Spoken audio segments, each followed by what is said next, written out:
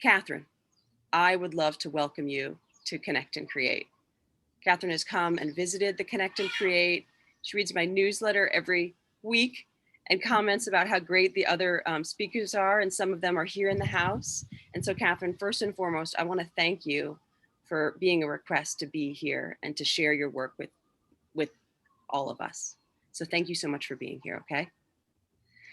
And then second, I'd like to thank everyone here that's in the audience in our Zoom room. It's wonderful to see all of you. And I'm really looking forward to the rest of our day together. And I'd like to share with you just a little bit about how Connect and Create began. Kind of at the height of the pandemic, there was not a lot of interacting. And I love going to social events. I love going to art openings, all of that wonderful, wonderful, wonderful type of and that was just not happening. And so inside of that time, I by the way, I'm in Hawaii right now, and it's very early in the morning. So aloha. And I'm Karina Sephora. So so I decided I could create an opportunity for people to get together and for people to share who they are and what they do. And so that's how Connect and Create began. A couple of months ago, I also was the recipient of a grant from Fulton County Council for the Arts, an innovation grant for people who were coming up with things during the pandemic to share with the community.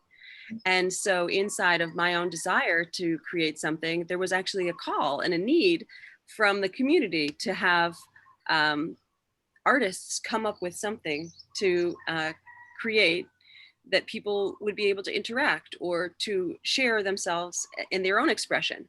So Connect and Create, the vision of Connect and Create was really to create a platform for artists and entrepreneurs to be able to share who they are and what their gifts are.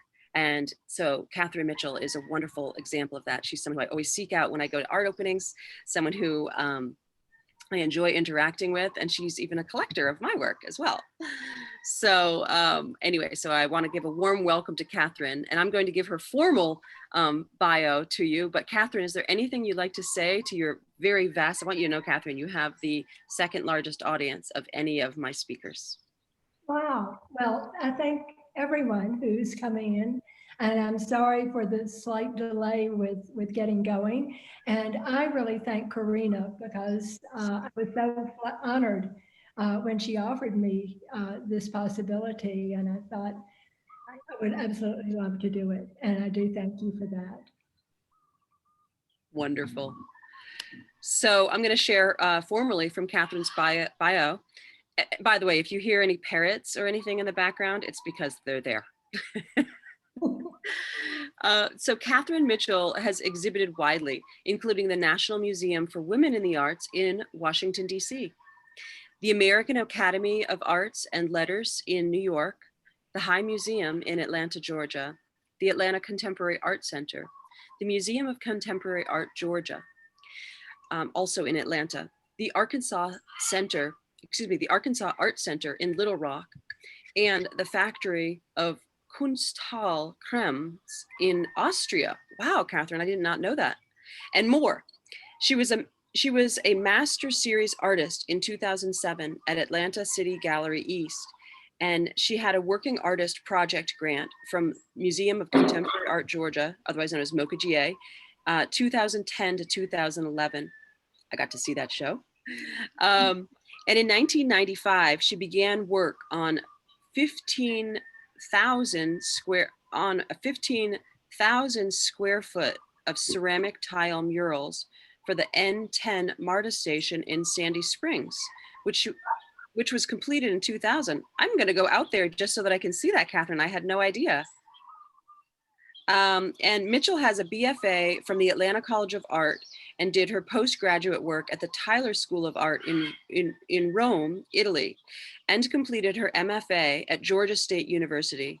She taught drawing and painting at Emory University for 29 years before retiring.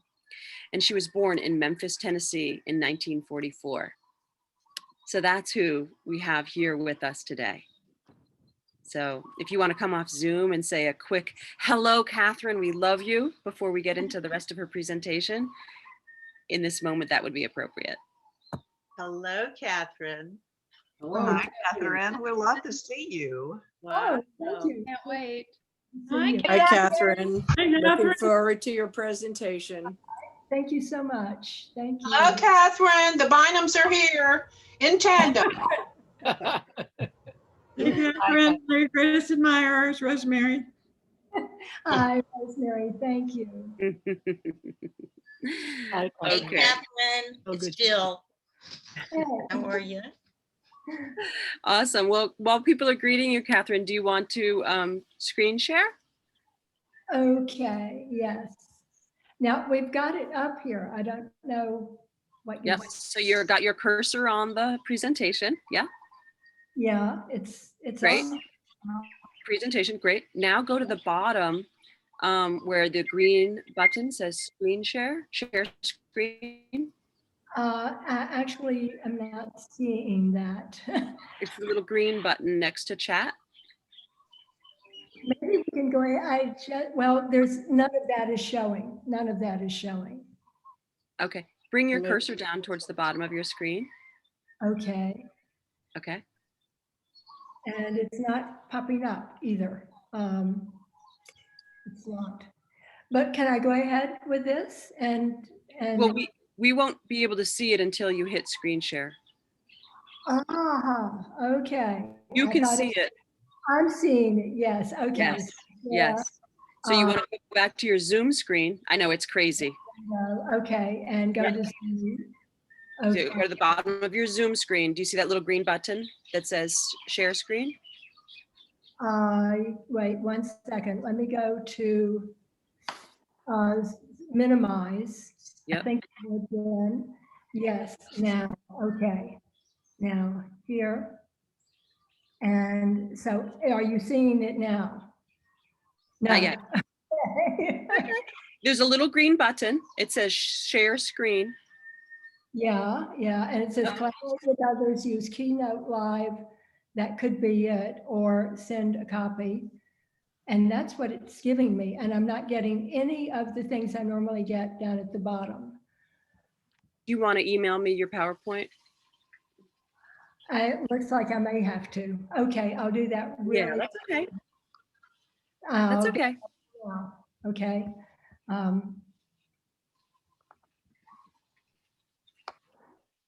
It's opening, I want to send it. Okay, sorry. Okay. This is my biggest.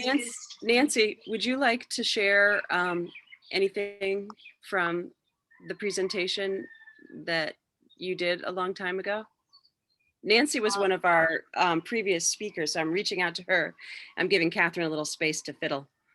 Would you like to share anything that you got out of the doing the presentation, or like the things that worked and didn't work for you about doing your presentation? This is Nancy. Say your name properly because I will always say it. Carbonaro. Nancy is one of my dear friends. She lives in Boston. How's it going, Katherine? Not so well. Okay. Let's an email, but if I go to here, I can open this. I cannot seem to, I can't get the two to work together. I'm sorry. That's okay. Maybe All right, this you want one- me to tell you the directions? I want to take a deep breath, okay? Okay, got it. All right, you got that one. That we can all do. We'll all do that for you. All right. Now, we'll try one more time, right, Katherine? Right. You've got your hand on your cursor for your PowerPoint. And then, yeah. uh-huh. And then now go over to your Zoom screen, because you've got two screens you can see on your computer. Okay, now, Yep. and that's, here we go, there. That's You- what you're doing. You Yes. see the green one that says share screen? Great. Now hit share screen. Okay, yes, now I've got the things on the bottom. See, Yes. none of this is coming up. Okay, it's all right. Share here. Share screen. Great. All All right, and now do your play video. Okay, Not play video, I'm sorry, play presentation. okay. And the window is not giving me play. Let me convince it that I've clicked on this. Catherine, you know what? Can you unshare screen? I think you picked whiteboard. I'm sorry. Let me tell you one more time how to, you want to go do unshare from the top. You still can't see it. There's a couple of screens that come up and I think that by accident you got the whiteboard one. Yeah. All right, great. So let me say this. When you go to your, when you want to go to, share screen. Okay. Okay. But when you do, you'll see a couple of different boxes. Okay. Make sure that your cursor, step one, go to your PowerPoint presentation and touch it. Okay. Touch share first. No. Touch your PowerPoint presentation with your cursor. Okay, well, let me, now I've got to get back to that. I'm sorry. No, you're fine, but you're going to touch your PowerPoint presentation with your cursor. I would if I could see it. Okay, so make the Zoom screen minimized. Okay, let me get rid of this thing if I can. There, okay, that's the whiteboard. That's the whiteboard, yeah. Go unshare. Yeah, we don't want that. Nope. Okay, so, Go unshare, Catherine. okay, stop share. Yeah, there you go. Great. All right, now you're going to touch your PowerPoint presentation. Make it so you can see your PowerPoint presentation and the Zoom screen. Okay. Go to share screen. No. Touch your PowerPoint presentation. I can't. It's not here. I don't see it. That's what I've got to. Move the Zoom screen over to the right and the PowerPoint to the left of your screen so you can see both of them. It's okay if you don't see all of our faces for a minute. Okay, that's fine, but okay, well. All right, so touch the PowerPoint presentation. I'm not getting anything to move, and I'm not getting, and I'm not seeing the PowerPoint presentation as an option. I could. Is Jack nearby? He doesn't do Macs at all. Okay. If that's what you're asking, he can't help with this. But anyway, I feel like an idiot, folks. I wonder, is there any way we could reschedule? And I apologize for this, but I feel like I've taken up. Do you want to do it next week? I would be delighted. Our person that is next week, had confirmed and then, but we hadn't published it yet. So I could ask them to move along a little bit. Would that be acceptable? And we'll get this thing straightened And we'll out. resend the invitations. If you, they'll think I've gone crazy, but yes, I'll do that. Well, while you've got your captive audience, Catherine, would you like to give a sneak preview and show the pieces that you have live that are there? Do that. One second. And we could have an informal chat and then next week we could do the next one. Okay, these are, let's see, how do I make myself the screen, or can you make me screen? You know what I'm saying? Karina? Yes, I have over here, and on your side, you would hit viewer. You have gallery up, and you want to hit viewer. You want to hit the view. You want to hit speaker. Right, and I'm just not getting the things I usually get on here. I'm not seeing. I know where. Oh wait. Okay, got that now. Here we go. Okay, speaker. Okay. Come on, give me speaker. Go to the little thing that says view. And then, and I've clicked on speaker. I think it thinks you're the speaker. You're big on my screen. Okay, all right, well, I'm small on mine. So I can't tell how much of this is showing. And for me, it's a very small portion of the whole piece. But Are you seeing the piece? Yes. Is any, okay. This one is titled The Earth's Eye, and it is based on a quote from Henry David Thoreau. He believed that, or he said that poetically, not that he literally believed it, but that White Pond and Walden Pond were the Earth's eye. And I have been working with these circles, and so they come together and you get the form of an eye in there. And that was the sort of inspiration for that piece. And in another, I've got to reach, sorry about that. Okay, and another quote from Thoreau, or another segment of his writing, he talked about how in the winter ice was cut and removed from Malden Pond and sold. And one of the big blocks of ice had fallen off of the cart. And when that happened, it looked like a big green emerald. It was magnificent. Only it wasn't called like an emerald. It was just a square block. But everyone was stopping to admire this and look at it. And so that was the basis for this. And it has this funny square in the middle, and that's the block of ice. And you can tell I'm a fan of Henry David Thoreau. I've got one more to reach.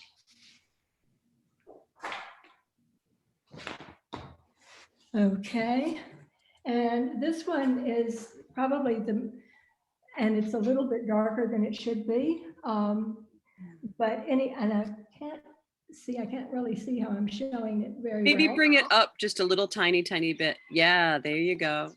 And back away from the camera just a tiny bit. Pull it away. Yeah, and then up a little bit. Yes, very nice. So this one is Fallen Forest and those trees. And since I've messed up everything else, I just showed you that upside down. So we'll go with this again. Here we go, and I'll back it up a little bit so maybe you can see it. But there's so many trees being cut. So all of these little vertical pieces are sort of represent the stumps of trees.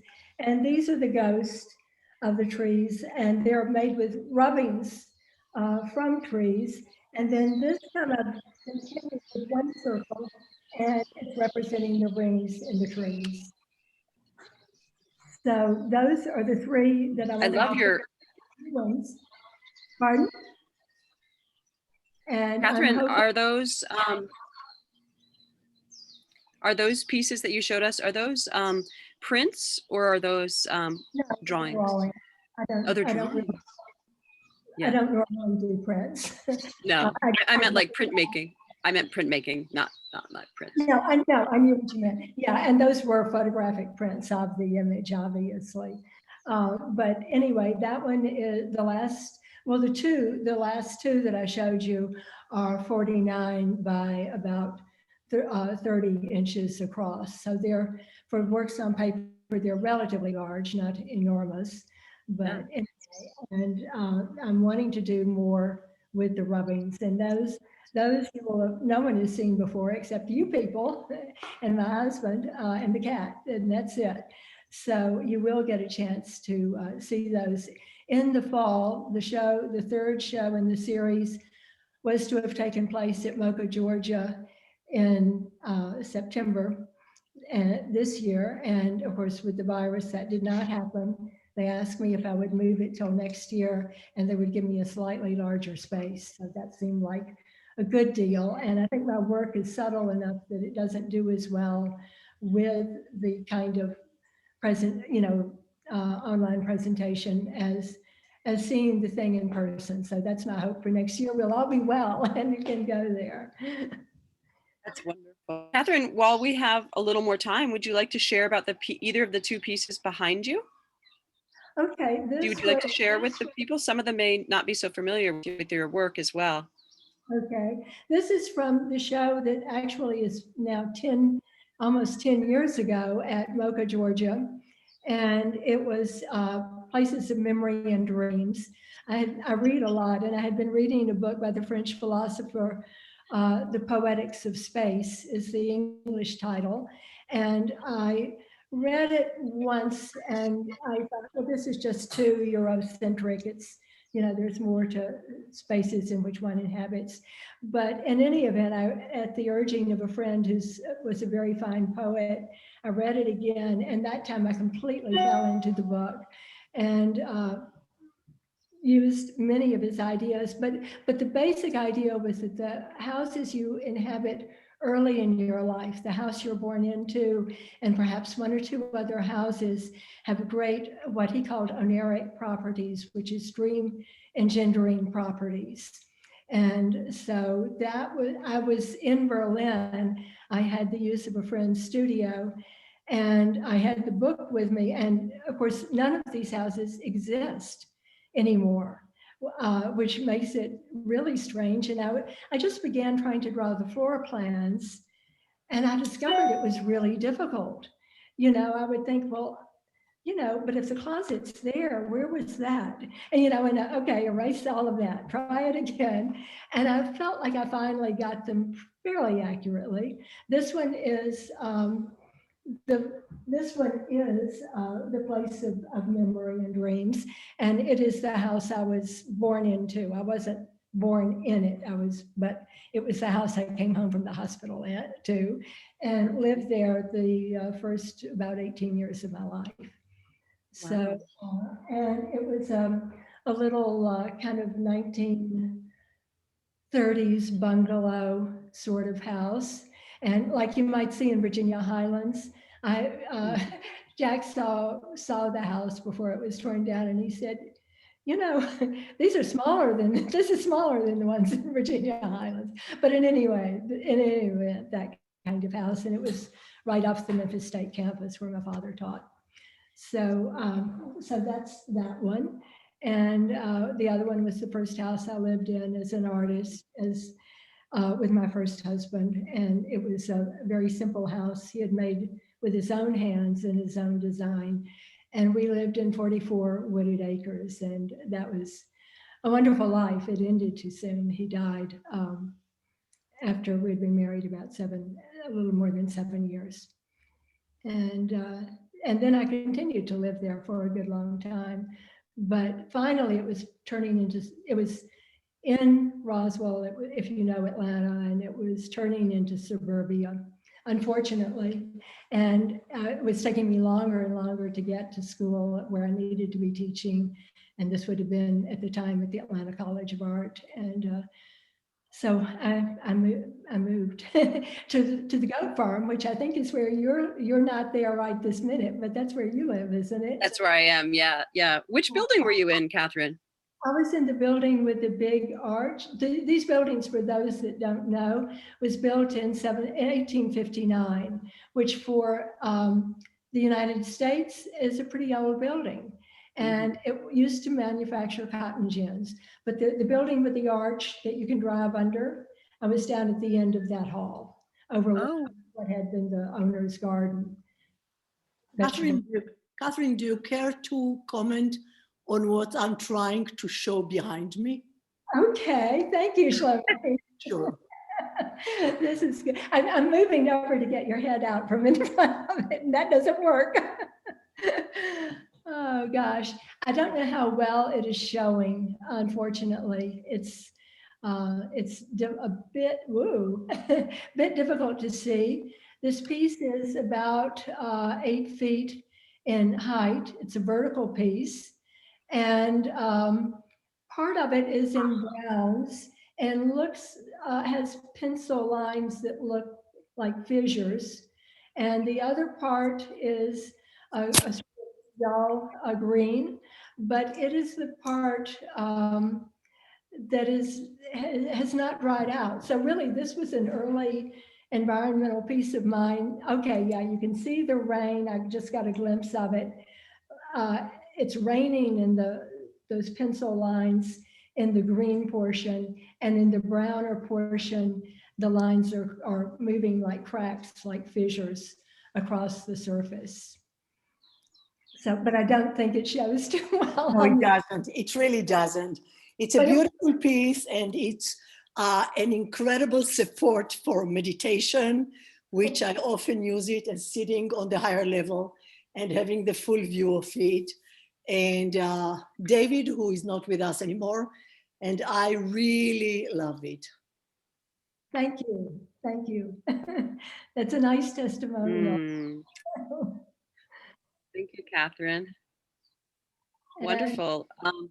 And Catherine, do you want to say anything, or is there anybody else that has a question that they'd like to ask Catherine, or a comment about the pieces that were shared? I would like to say something to Nico, not Naros, who is Yeah. tuning in from the Netherlands. And he was an associate of my husband, Jack's, in Holland when they were doing some international work. And so I thank you so much. And Nico, if we can get this thing rescheduled, which Karina thinks we may be able to do, we will have worked out this technology better than now. And I want to thank you, though, for taking the time, and I give you and Sita all my best wishes and appreciation. You guys, we have a special guest. They had told me, I'm not sure how the volume carries. I'm staying at my brother's place, and they have a little guest house, and there's a valley, and they said sometimes the donkeys come through. I have yet to hear them. I've only been here 2 days. I have yet to hear them. And the donkey just came as well. And the roosters. Anyway, I have a question for Catherine. This is Rosemary. yes, Rosemary. Catherine, I know how influenced you are by things that you read, and you mentioned the Poetics of Space and Bachelard for that series of work that you did. And then you mentioned Thoreau for this particular set of materials that you now have worked on or are working on. I wonder if there are any other writers or other influences that that particularly affected the work that you or influenced you. Yes, and that's important because it is visual work. I don't know if I would necessarily recognize the kinds of things that I do now, or Thoreau, certainly. But anyway, there was a painter that I saw at the, I think it's called something like the Institute for Contemporary Art in Berlin. It was founded by a man named Bastien, who had worked for the Hamburger Bahnhof. If you're familiar with Berlin, you know that's a train station that was made into an enormous museum. And he left and founded his own museum. And there was a artist, a Scandinavian artist named Thaler, T-A-L-R, who had an exhibition that was truly extraordinary, and which included, the pieces were circular. They were enormous, probably 20 feet across, and these high ceilings that could easily accommodate that. And they were all radii coming out.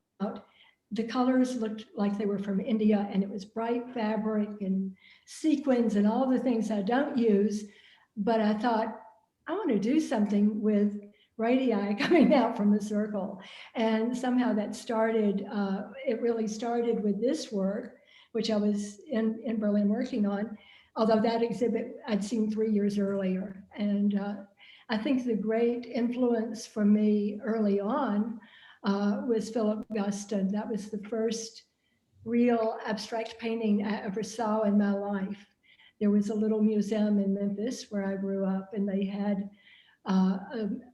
actually a very fine exhibition. It was very unusual for Memphis of contemporary work, included Warhol, but the one I really loved was Philip Guston. And this was before his figurative series with people smoking in bed and that kind of thing. This is back to his earlier abstract work, and it just, I almost fainted. I mean, it was just an extraordinary experience to see it. And that was when I sort of knew I wanted to be, for sure, I wanted to be an artist. That was sort of like, and a different company, I would say. It was like discovering sex. But anyway, it was just something that gave life a whole area of different meaning. So. Catherine, I just always wanted to ask a question on your work, having observed it over a couple of years.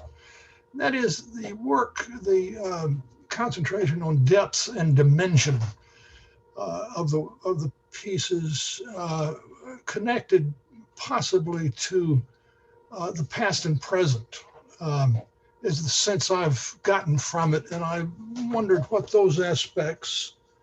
Brenda had to leave for another meeting, so I'm sort of here ask questions on solo. But that idea of past, present, and the depths of the work, how much of a factor that is either consciously or unconsciously as you approach, these works. How major a factor is that, or is it a consideration at all? I don't know that I think of it quite that way, but I'm interested in layering.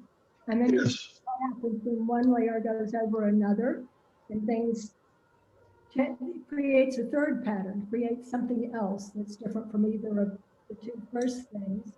And then when I started this series, and also with that's the Bachelor related series, I did do a lot of writing, just kind of journaling, but I didn't want it to just be read like a journal. I wanted it to, or like anything, I wanted it to be embedded.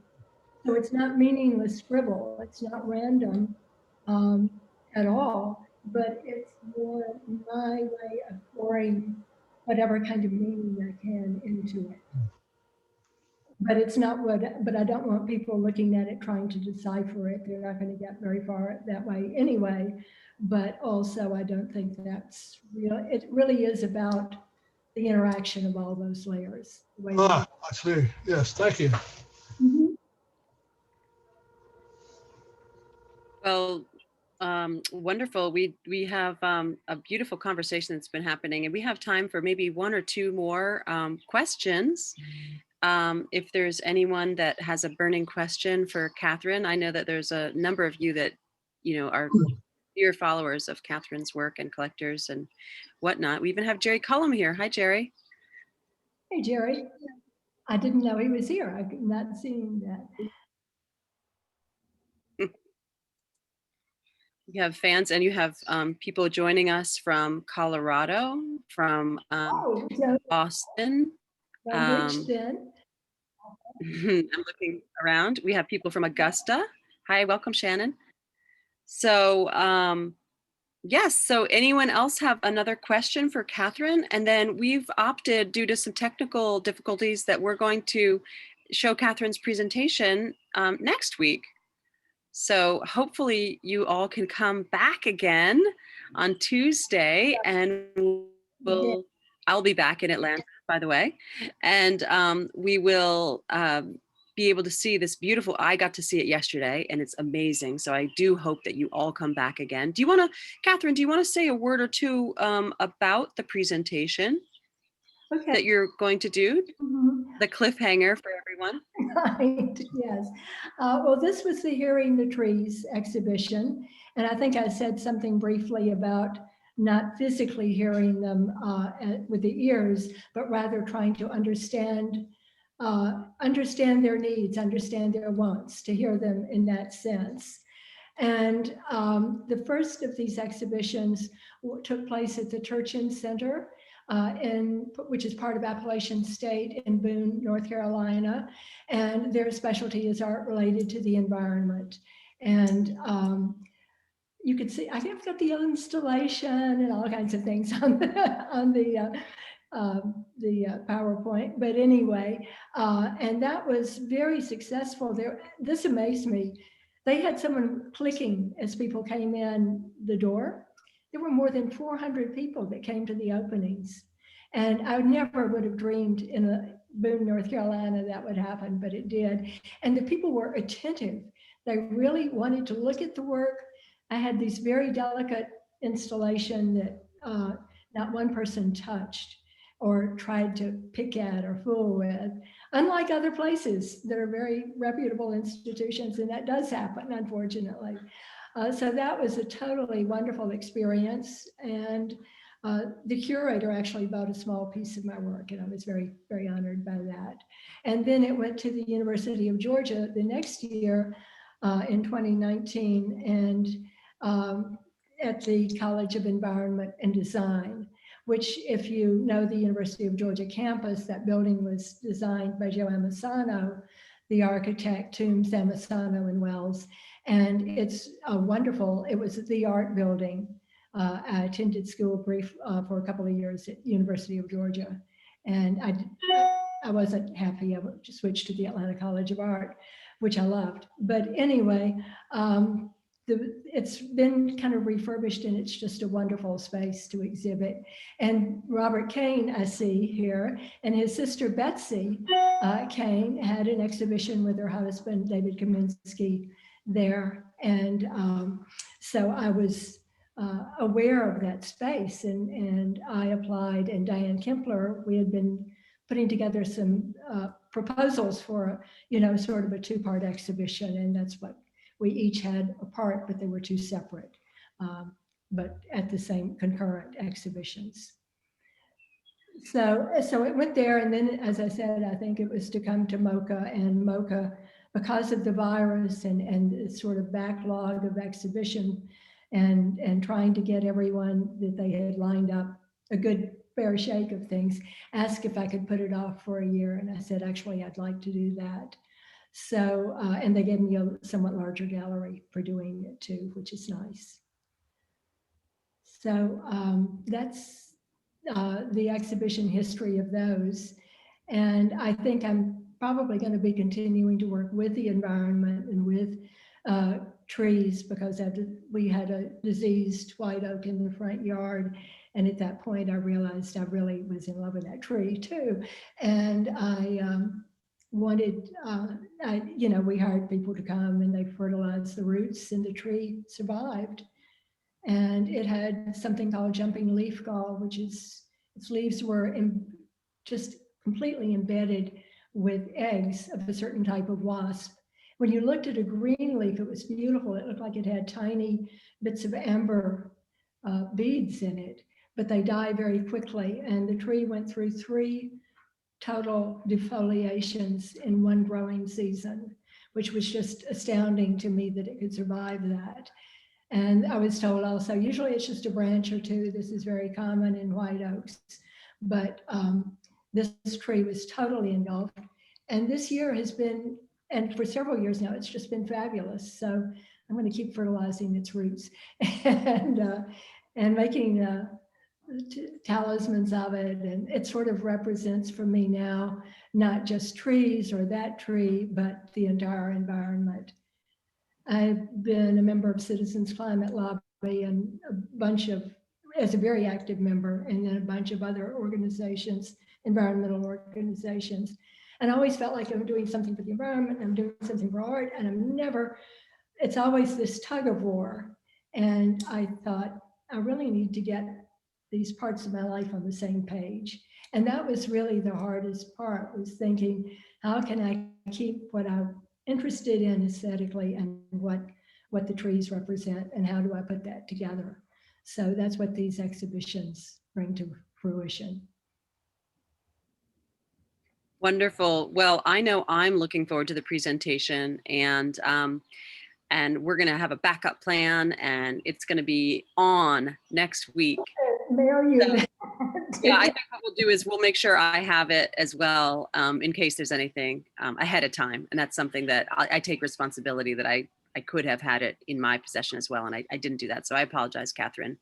And guess what? I am so looking forward to having you back again next week. And I hope that each and every one of you can come back next week, same place, same time, same link. And you'll get to see this beautiful exhibition and Katherine up on a ladder installing it too. And what I want to say to you, Katherine, is you are one of my art heroes. You're definitely one of the people in art community And it's really been a joy to get to know you a little bit better through this process and to hear a little bit behind the scenes. So I hope that each and every one of you from near and far can come back next week, and we'll see this beautiful presentation. So thank you for coming, and very much. Thank you for having us. This is yes, wonderful in itself. yes, I you. know this is like Thank you, Catherine. Thank you, Corinna. You're welcome. Thank you, Jane. Thank you, Catherine. Thank you. Thank you. Both. Thank you, Catherine. Bye, everyone. We'll see you next week. We don't get to say that very often. We might start a trend, Catherine, of part 1 and part 2. Catherine, part 2.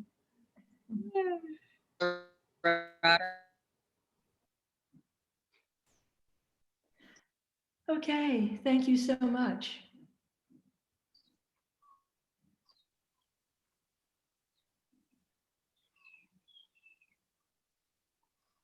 And that was episode 39.